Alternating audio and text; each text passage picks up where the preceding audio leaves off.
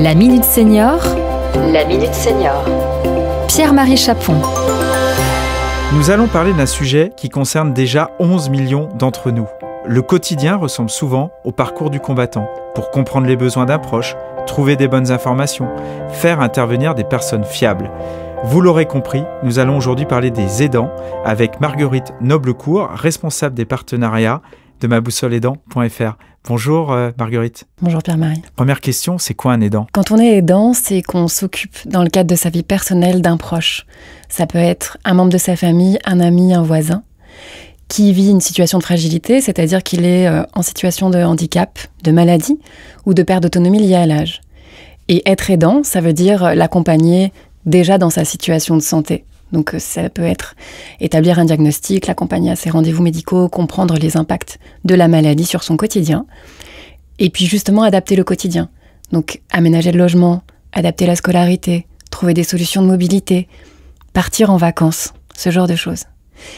Ça veut aussi dire une vraie charge mentale pour tout ce qui va être gestion administrative, parce que c'est remplir des dossiers pour obtenir des aides et des droits. Et surtout, le soutien affectif que l'on peut avoir vis-à-vis de son proche.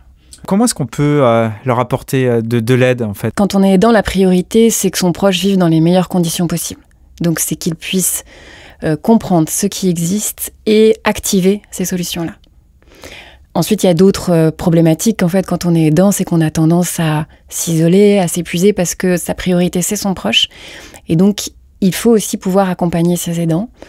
Parce que vous savez, si on prend la métaphore de l'avion, quand il y a un problème dans l'avion avec une dépressurisation des cabines, les masques tombent.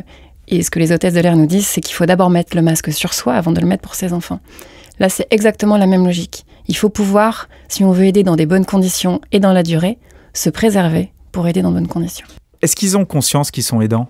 Généralement, non, effectivement. Déjà, une personne sur deux en France ne sait pas ce que recouvre ce terme.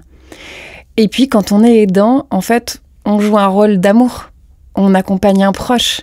Donc, vraiment, notre priorité, c'est que ce proche-là soit dans de bonnes conditions. On ne se regarde pas soi dans ce rôle que l'on fait encore une fois par amour. Maboussoleaidant.fr, c'est quoi exactement ?